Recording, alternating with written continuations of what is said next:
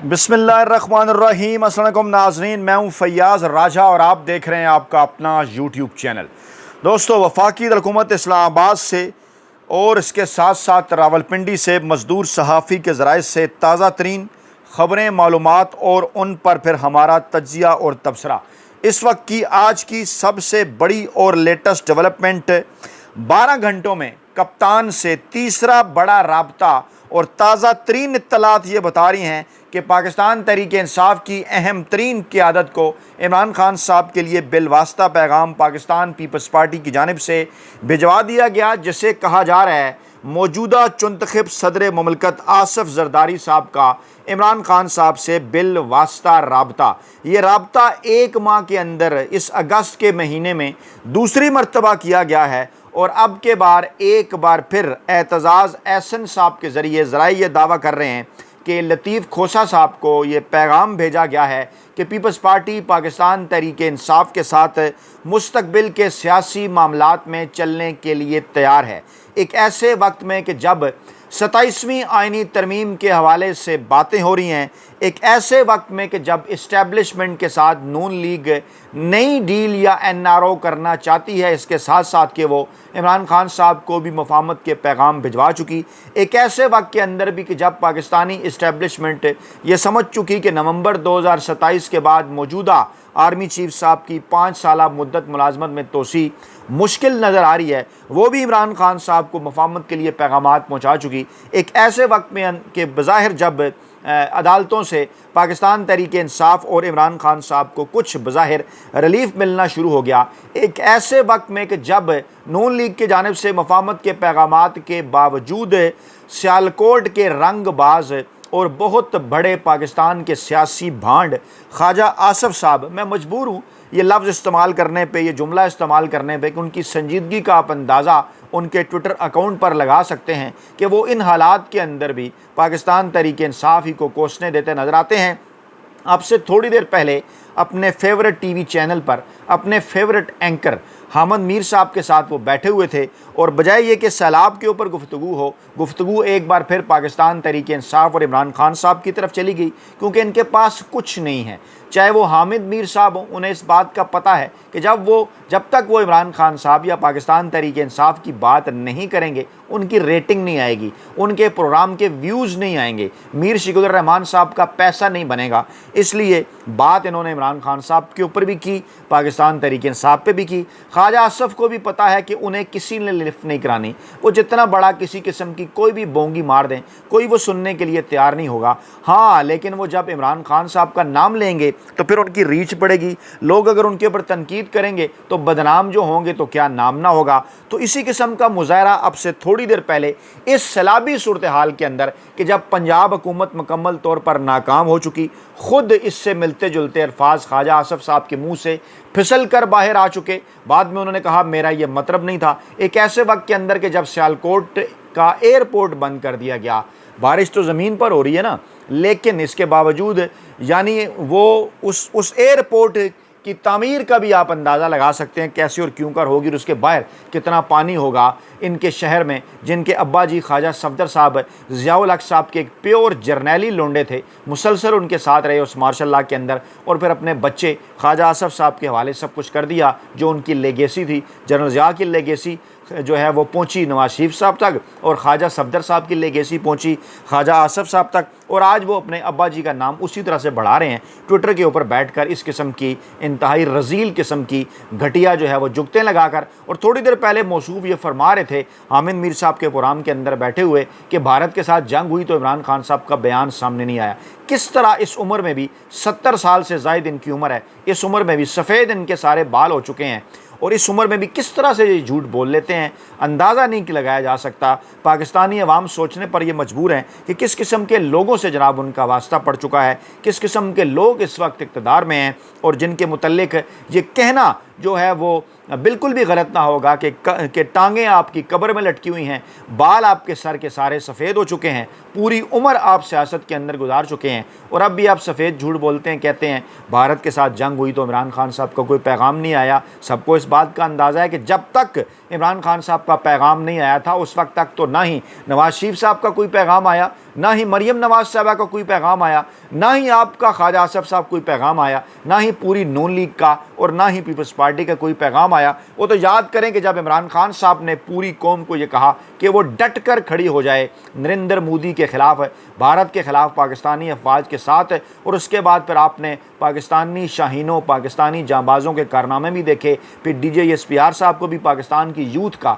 शुक्रिया अदा करना पड़ा जिन्हें आप नफ़रत के साथ यूथिये कहते हैं। फिर कोर कमांडर कॉन्फ्रेंस के अंदर भी उस यूथ का जिक्र आया, आर्मी चीफ साहब की स्टेटमेंट के अंदर भी उस यूथ का जिक्र आया, और उसके बाद फिर बाकायदा तौर पर गिला पाकिस्तान तहरीक इंसाफ ने चंद दिन पहले 14 अगस्त के मौके पर किया कि जो किरदार यूथ ने अदा किया, पाकिस्तान तहरीक इंसाफ से ताल्लुक़ रखने वाले इमरान खान साहब के जांबाज सिपाहियों ने जो किरदार अदा किया, उनके लिए किसी किस्म का कोई अवार्ड नहीं। और ख्वाजा आसिफ समेत आपने अपनों में जो सारे अवार्ड हैं वो बांट दिए। तो वही ख्वाजा आसिफ साहब अब सफ़ेद झूठ फरमा रहे थे, और बजाय ये कि सैलाब में अपनी वो नाअहली का जायज़ा लें, इसके ऊपर माफ़ी मांगे कौम से, मौसूफ ये फरमा रहे थे एक शख्स कहा करता था कि दरिया रावी नाला बन जाएगा, देखें दरिया रावी में कितना पानी आ गया। ओ भाई, दरिया रावी नाला बन चुका था, वो भी आपकी नाअहलियों की वजह से, और ये जब पानी आया है ये कोई पानी आपने नहीं संभाला, यहाँ पर कोई आपने डैम या बैराज नहीं बनाया हुआ, ये बारिशें हुई हैं, सैलाब आ गया है। यही तो आपका मसला है कि एक वक्त होता है कि जब आपके पास खुशहाली होती है, पानी नहीं होता इस्तेमाल करने के लिए, फसलें आपकी सूखती रहती हैं, डैम आपने बनाए नहीं,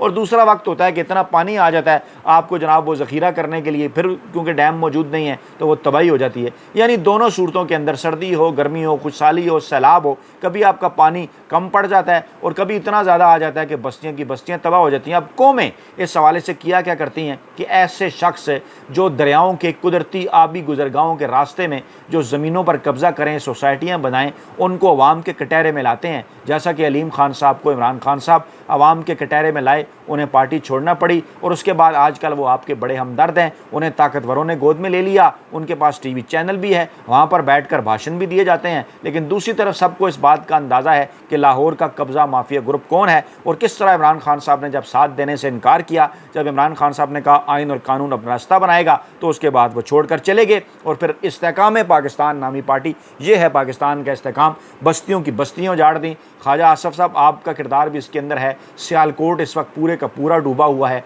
लोगों के अरबों करोड़ों रुपए के कारोबार तबाह हो गए हैं, और आज जिस तरह से बाज़ारों में, सड़कों में, गलियों में पानी हमने देखा, जो फुटेज हम तक पहुंची, वो ये बताने के लिए काफ़ी हैं कि जनाब 1977 से ख्वाजा सफदर, और उसके बाद 1990 से आप, और उसके बाद 1977 से जनरल ज़ियाउल्लाह की काशी से नवाज शरीफ साहब, और आज तक फिर मरियम नवाज साहबा, शहबाज शरीफ साहब, जो कुछ भी हुआ पिछले 50 सालों में, उसमें आपने जो कुछ किया वो बिल्कुल पूरी पाकिस्तानी अवाम के सामने आ चुका। और इस वक्त सूरत हाल ये है कि आपके पास कहने को, आपके पास बताने को कुछ नहीं, आप इस किस्म की बातें करते हैं। लेकिन बात इस हवाले से थोड़ी लंबी होगी। इमरान खान साहब से 12 घंटों के अंदर ये तीसरा बड़ा राब्ता हुआ है, और ये राब्ता ज़रा ये कह रहे हैं कि आसिफ जरदारी साहब की ख्वाहिश पर पाकिस्तान पीपल्स पार्टी के रहनुमाओं ने पाकिस्तान तहरीक इंसाफ के रहनुमाओं के साथ किया है। कुछ लोग इस हवाले से एतजाज़ एहसन और लतीफ़ खोसा साहब का किरदार अहम गर्दानते हैं। कुछ लोग बात कर रहे हैं कि यूसुफ रज़ा गिलानी साहब जो हैं वो अपने पुराने हरीफ जो हैं उनके हैं शाह महमूद कुरैशी, उन तक पैगाम जो है जेल के अंदर भी पहुँचा चुके, उनकी फ़ैमिली के साथ भी राब्ते में हैं, और मुसलसल इस किस्म की पैगाम रसानी जारी है कि अगर हम नवाज शरीफ, जिसके साथ 90 की दहाई के अंदर बेनज़ीर और नवाज शरीफ कैसे किस तरह से एक दूसरे के आमने सामने थे, हमने तो ऐसा कुछ भी नहीं किया, और नून लीग के साथ अगर हम चल सकते हैं तो हम जनाब आपके साथ भी चल सकते हैं, बल्कि आपके साथ तो हम ज़्यादा बेहतर अंदाज में चल सकते हैं अगर जनाब आप हमारे साथ वादा करें, अगर आप मामलात को हमारे साथ मिलजुल कर आगे बढ़ाने का वादा करें। मुस्तकबिल के अंदर पाकिस्तान पीपल्स पार्टी को भी किसी न किस्म का कुछ स्पेस पंजाब के अंदर उसकी मदद करें, क्योंकि हम जो है सिर्फ अंदरूनी सिंध में कुछ हलकों तक महदूद एक सियासी जमात हो गए हैं।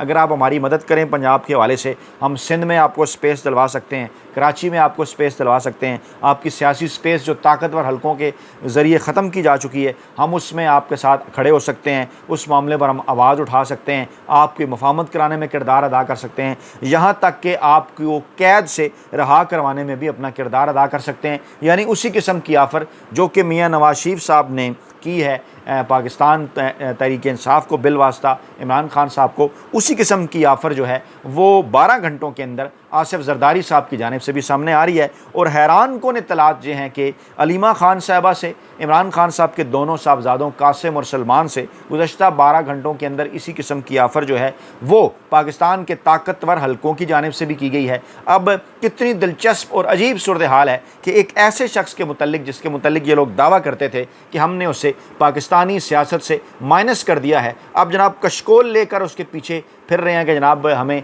डील दे दें, डील की भीख दे दें, एनआरओ की भीख दे दें। और वो है कि वो मुसलसल एक ही बात कर रहा है कि जनाब किसी के साथ ना एनआरओ होगा, ना किसी के साथ डील होगी, डट कर आपका मुकाबला करेंगे अल्लाह ताला की मदद के साथ, पाकिस्तानी अवाम की हमायत के साथ। पिछला इलेक्शन हमने आपको हरवाया, जो हमने आपको हराया, अगले किसी इलेक्शन की जानिब भी आप बढ़ेंगे तो उससे ज़्यादा बुरे तरीके से जनाब आपको शिकस्त फाश होगी। सूरत हाल इस वक्त ये है कि पाकिस्तान का जो रवायती सियासी माफिया है उन्हें अच्छी तरह इस बात का अंदाज़ा हो चुका कि जनाब इस्टेब्लिशमेंट के साथ मिलकर, ताकतवर हलकों के साथ मिलकर इमरान खान साहब के ख़िलाफ़ जो उन्होंने गड़ा खोदा था, अब वो ख़ुद उसके अंदर गिरने को हैं, बिल्कुल नज़दीक पहुँच चुके हैं। और आने वाला वक्त बिल्कुल सामने दीवार पर लिखा हुआ नज़र आ रहा है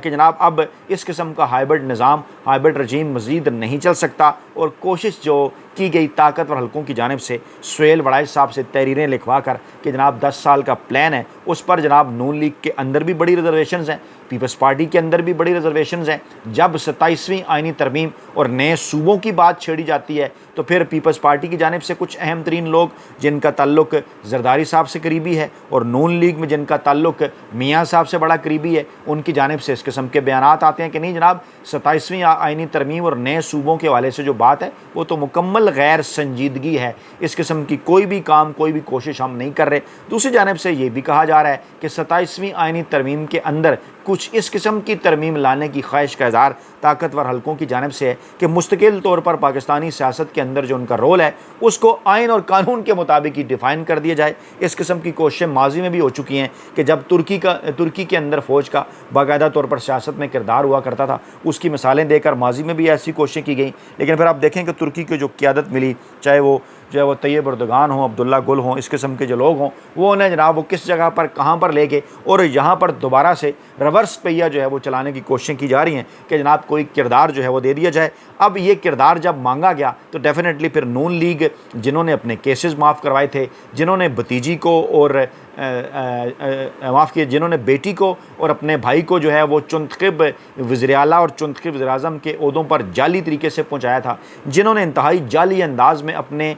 केसेस जो है वो माफ़ करवाए थे, अदालतों से एक नाजायज़ आइनी कानूनी रिलीफ लिया था इस्टेब्लिशमेंट का साथ देकर इमरान खान साहब की हुकूमत गिराने में, अब जनाब उन्हें इस परेशानी का अंदाज़ा अच्छे से हो चुका कि जनाब पीछे जब मुड़ के देखा तो मियाँ साहब एक बात पहले भी कर चुके हैं ना कि मुझे कहा था आवाम ने कि कदम बढ़ाओ मियाँ साहब हम तुम्हारे साथ हैं, तो पीछे मुड़कर जब मैंने देखा तो पीछे अवाम ही नहीं थी। तो अवाम जनाब दलेरों के साथ खड़ी हुआ करती है, वो दलेर जिसके जो सख्त तरीन नाकिद हैं वो भी उसके मुतल्लिक कहते हैं कि उसे सर्दी गर्मी की किसी किस्म की कोई परवाह नहीं, वो बड़ा डिफरेंट साबित होगा जुल्फ़िकार अली भुट्टो और नवाज शरीफ से, और वो साबित हुआ, उसने कर दिखाया वो सब कुछ जो कहा जा रहा था कि नहीं जनाब मुमकिन नहीं है। और कोई इस किस्म का काम इससे पहले माजी में हमें नज़र नहीं आता। हाँ, हम ये बात मानते हैं कि नुसरत भुट्टो साहबा का सर फटा, हम ये बात मानते हैं कि कलसूम नवाज साहबा की गाड़ी हवा में उठाई गई, लेकिन इस तरह से कैदोबंद की सोबतें, इस तरह से नफसियाती और जहनी तशद्दुद जो कि बुशरा बीबी साहिबा के ऊपर गुज़श्ता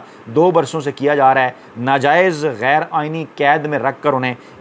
उनको तकलीफ़ पहुँचा कर इमरान खान साहब को तकलीफ़ पहुँचाने की कोशिश की जाती है कि शायद इस तरह से इमरान खान साहब को तोड़ लिया जाए। अब हाल ही में जो इत्तलात वहाँ से आई हैं, जिसकी पाकिस्तान तहरीक इंसाफ भी अब तस्दीक कर रही है कि जनाब वहाँ पर बारिश के बायस उनके सेल के अंदर जो है वो पानी चला गया बारिश का, वहाँ पर जनाब उन्होंने तारें लटका दी बिजली की जिनमें करंट आ गया, उन्होंने बल्ब ऑन करने की कोशिश की तो उन्हें करंट भी लगा और कीड़े ने उन्हें काटा, उनका पैर भी ज़ख्मी है, किसी किस्म की कोई तिब्बी सहूलत भी जनाब उन्हें फ़राहम नहीं की गई। ये तमाम तर मामलात इमरान खान साहब को भी बताए गए ताकि इमरान खान साहब को ज़हनी अजियत दी जाए, इमरान खान साहब को नफसियाती तौर पर जनाब जो है वो